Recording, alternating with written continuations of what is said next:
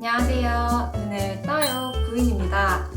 오늘은 공인중개사 직업에 관심을 가지시는 분들이라면 중개보조원으로 일을 시작해보는 것도 고려를 해보실 텐데요. 이 중개보조원으로 일을 하면서 공인중개사 자격증 시험을 준비하는 것은 어떨지에 대해서 같이 알아보도록 하겠습니다.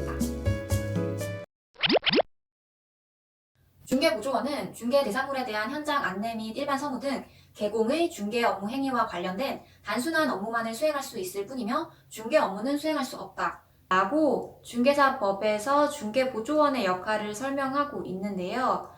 여기서 중개보조원이 수행할 수 없는 중개 업무라고 하는 것은 계약서 그리고 확인 설명서를 작성하고 교부하고 설명하는 계약 진행과 관련된 업무를 말합니다.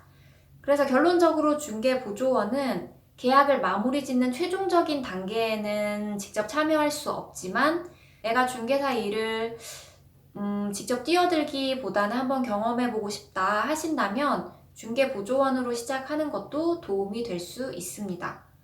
그렇다면 중개보조원으로 일을 하면서 자격증을 준비해야지 하는 건 어떨까요? 제가 일을 하면서 보조원으로 일을 하시면서 시험을 준비하는 경우는 굉장히 많이 봤어요. 그런데 그렇게 준비를 하시는 분들이 가장 힘들어 하시는 부분이 시간 관리입니다. 그러니까 공인중개사 일이라는 게 딱 정해진 시간에 일을 하고 집에 갈 수 있는 그런 직업이 아니라 출퇴근 시간이 일정하지 않고 또 내가 일을 하다 보면은 손님들은 언제 어떻게 찾아오시거나 연락하실지를 몰라요. 그렇기 때문에 뭐 아침에도 전화 오시는 분들이 계시고 저녁에 좀 늦게 방문할게요 하시는 분들도 계실 수가 있어요. 그래서 내가 학원을 다닌다고 하면은 그 정해진 수업 시간을 맞춰서 나가기가 굉장히 어렵고요. 또 퇴근하고 몇 시간은 일을 해야지 라고 결심은 하지만 막상 일이 9시, 10시 뭐 이렇게 끝나게 돼버리면 저녁엔 또 지쳐서 공부를 또 길게 하지 못하는 그런 상황이 생기기도 합니다. 내가 진짜 악착같이 해야지 하는 마음으로 새벽에 뭐 잠을 줄여가면서 공부하시는 경우라면은 모르겠지만 내가 이 부동산 일이라는 게 사람을 대하는 일이기 때문에 체력적으로는 덜 힘들어도 정신적으로는 굉장히 힘든 직업 중에 하나이기도 하거든요. 내가 이 주간 시간에 조금 스트레스를 받다 보면은 또 야간 시간에 정신을 집중해서 이렇게 공부를 한다는 게 또 쉽지는 않을 수 있습니다.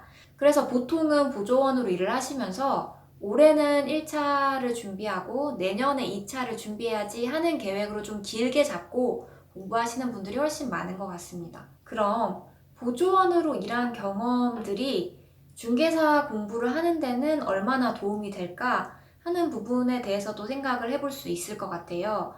물론 실무를 해봤기 때문에 이제 중개 업무의 전반적인 과정을 조금 알고 공부를 시작하면 용어를 이해한다거나 하는 부분에서는 조금 용이할 수는 있을지 모르겠지만 제 생각에는 조금 애매한 부분도 있다는 생각이 듭니다. 왜냐하면 항상 이 실무와 이론은 조금 차이가 있는 경우들이 있잖아요. 그럼 내가 실무를 보조원으로 일을 하면서 실무 경험을 많이 쌓고 굉장히 많은 걸 알게 됐어요. 그러면 중개가 이렇게 하면은 중개 업무가 이렇게 하면 잘 이루어지고 또 손님하고 계약을 이끌어낼 때 이렇게 하면 잘 되고 이런 부분들은 많이 알지만 그거를 이론으로 특히나 중개사 시험이 다 법이잖아요. 법에 대한 걸로 대입시키려고 하면은 이 괴리감 때문에 오히려 조금 더 어렵게 느껴지는 경우도 있다고 하더라고요. 또 이 실무를 자꾸 경험을 하다 보면 이 이론 공부하는 게 굉장히 재미없게 느껴질 수도 있고요. 그래서 이제 보조원 경험이 반드시 중개사 시험에 도움이 된다? 라고 보기에는 조금 어려움은 있을 수 있을 것 같습니다. 그래서 저는 이렇게 생각을 해요. 중개보조원으로 해보는 것에 대해서는 첫 번째, 나는 이 일을 좀 경험해보고 난 뒤에 자격증을 취득할지 말지 결정을 할 거야 라고 조금 여유롭게 생각을 하시는 경우라면 중개보조원으로 일해보는 거 당연히 좋습니다. 그리고 두 번째, 나는 자격증은 크게 필요한 것 같지 않고 그냥 부동산 일을 조금씩 해나가고 싶다 하시는 경우도 당연히 좋습니다. 그리고 세 번째, 나는 일도 해야겠고 자격증도 따야겠다. 난 잠 줄여가면서 정말 열심히 할 자신이 있다. 하시는 경우에도 당연히 괜찮습니다. 그래서 일을 해보시면서 시험을 준비하시는 것, 그만큼 내가 마음의 준비가 되어 있고 정말 열심히 하겠다 하시면은 문제가 없고요. 다만 내가 자격증도 따긴 딸 건데 중개보조원 일에도 욕심이 생긴다 하는 경우는 조금 추천드리지 않습니다. 차라리 딱 정해진 뭔가 일과를 만들어낼 수 있는 일을 조금 하시면서 준비를 하시는 게 훨씬 낫고요. 제가 이제 욕심이라고 표현한 이유는 제가 일을 하면서 이런 얘기를 하시는 경우를 봤어요.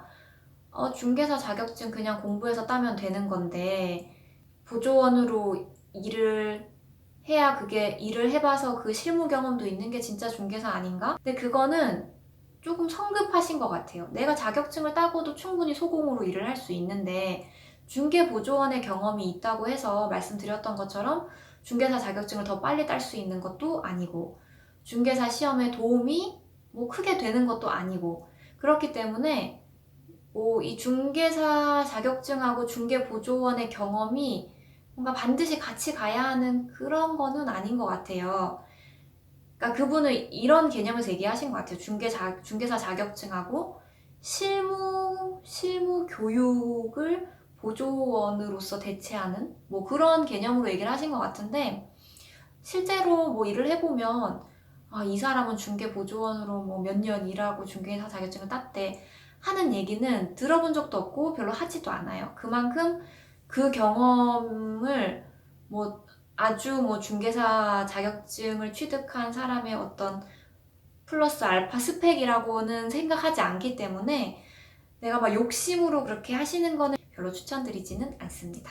그래서 오늘은 중개보조원에 대해서 조금 짤막하게 얘기를 해봤는데 도움이 되시길 바라겠고요. 다음 영상은 제가 공인중개사 리스트로 만드는 마지막 영상일 것 같은데 제가 일을 하면서 겪어본 손님에 대한 얘기를 좀 해보려고 해요. 그래서 중개사로 일을 하면서 만나본 이런 손님, 저런 손님, 유형들 그런 것들을 좀 그냥 한번 내가 일을 해보기 전에 이런 경우들이 있구나 하고 가볍게 들으실 수 있는 내용으로 준비를 할 테니까요. 다음 영상에서 뵙겠습니다. 오늘 이 영상이 도움이 되셨다면 구독, 더 궁금한 내용이 있으시다면